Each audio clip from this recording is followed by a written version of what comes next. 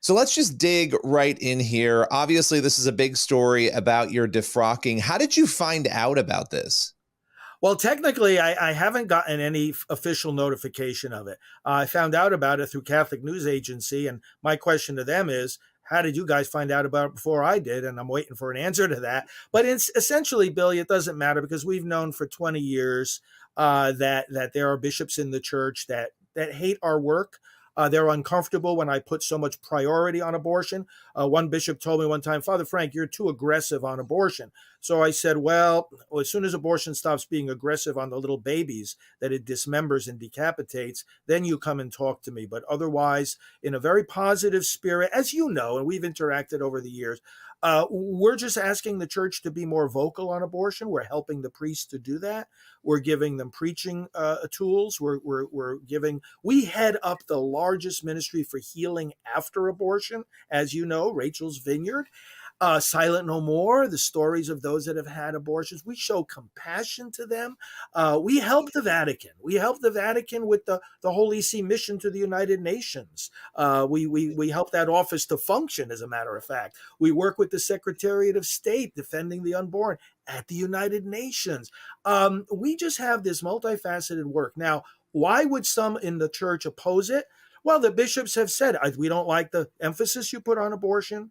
All right. We don't like the politics. We don't like you supporting pro-life candidates. What do they want me to do? Support pro-abortion candidates like some of them do? No thanks, But everything that we've taught and done has been in accord with the teachings of the church. So this is what and they've tried to cancel me in various ways. They tried first by saying, well, you can't be full-time director of priest's life. We need you back in a parish. And I said, well, I'm sorry, but this is my conscience. This is my vocation. I want the blessing. I've had the blessing of the church to do it. Why won't you let a priest do full-time pro-life work? Well, eventually they had to, let me continue doing that. Then they tried to discredit the organization itself. They raised questions about the finances. We knocked that down real fast. We have all kinds of audits showing we're in good financial management. So the only thing left. I just want to jump in really quick on this because it's interesting when you look at what has happened here. You're saying you haven't heard anything. Have you heard anything at all, just to clarify, about any sort of process being raised against you that would lead to this? Oh, we know that they've been working on this, except that in other words, we've had communications. We know that the bishop, it's been 5 years that since this Bishop Zurich of Amarillo, he's one of the ringleaders in all of this, has been trying to get me out of the priesthood. So we've had all kinds of communications back and forth, but the process has been a one-sided narrative. They don't listen. They pretend, even in their public statement now, they pretend that, Father Frank's been given many opportunities to defend himself, as if we haven't been defending ourselves and doing so for 20 years. They're being so disingenuous about this. They don't listen to our concerns. It's a one-sided effort to just cancel out what we are trying to do. One of the things that has come up in the coverage of this is a claim among at least one attorney and priest that in order for this to come down from the Vatican in the way that it did with no appeal, that something like that would have to come from the Pope himself. It would have to come from very high.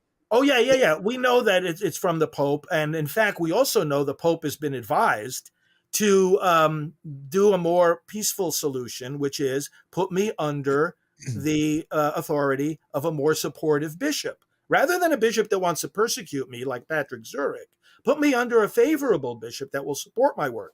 We have bishops who are willing to receive me. And Billy, here's the amazing thing.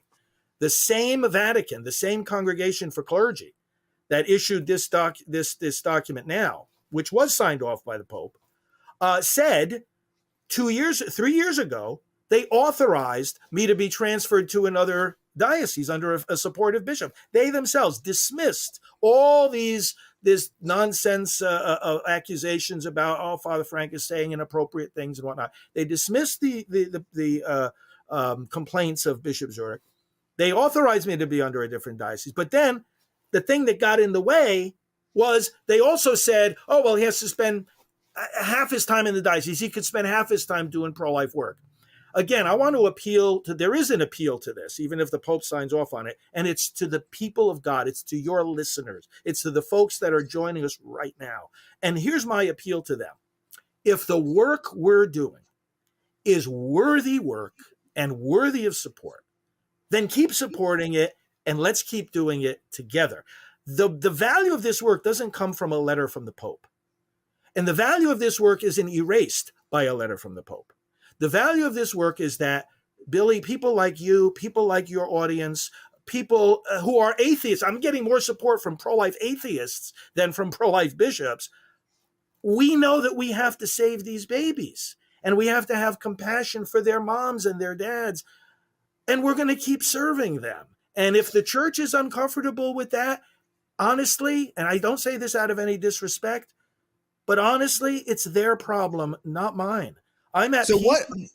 what happens? So let's say there is no appeal within the church. You Right. are not allowed to continue being a priest in the Catholic Church. What happens then to you and to the ministry? What do you plan to do? The ministry is fine because, we know how to encourage priests to preach about abortion. I'm not walking in there doing the preaching for them. I'm providing them the talking points. I'm providing them the resources. And we've built up those resources over 3 decades, and that stuff is strong. We have a team. I'm not acting on my own. We have a team. Priests for Life has a team of 50 people. It includes Rachel's Vineyard, Silent No More, all of the activities and the publishing. We have a publishing arm. The work is going to be fine. The work is going to continue, and so will I. This idea that any of this is permanent in terms of a dismissal from the priesthood is simply incorrect, because we're going to continue. I use this analogy. If the Pope shuts a door in front of me, I'm not going anywhere. I'm going to be standing right on the other side of that door, and I'm going to be knocking. I'm going to ask him to reopen it, because the people of God are speaking up about this. I want to encourage people in a respectful way. Speak to your bishop. Tell him, hey, if you believe we're doing good work, hey, Father's doing good work, and we support it.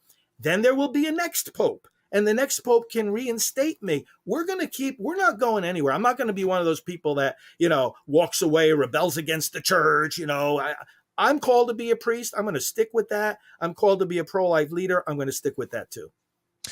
One of the things, and I want to talk about this for 2 reasons, but one of the things that you speculated might be at the baseline of this was a tweet or a couple of tweets you sent out, some political tweets about pro-choice Democrats. I know there was one about Biden, the Lord's name being used in vain, allegedly, in one of those tweets. I bring that up. I want you to respond to that, but I also bring it up because even if that's true and that all happened and there's frustration over that could be dealt with, But how do you then respond in light of that to the fact that there are pro-choice Democrats, the president, Nancy Pelosi, and others who are able to say public things against the church and still retain their Catholic title? Because there are powers in the church that want it that way. It just boils down to that. Dan Bongino, whom I'm sure many of us listen to, it says, it's not that it's so much hypocrisy. It is hypocrisy. You treat them this way and you treat me a different way. But he calls it hierarchy.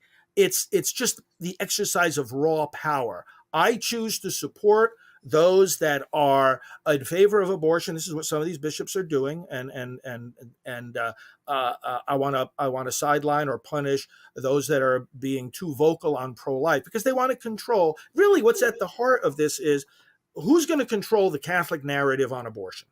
And the bishops are intent on doing it their way, and we're going to continue doing it in a way that we say is consistent with Catholic teaching, but they don't like the politics. These other things are just an excuse. These Father Frank used a bad word or whatever.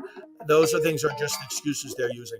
And this other call is coming in for me right now. No problem. I appreciate your time. Thank you for joining us today. God bless you, Thad.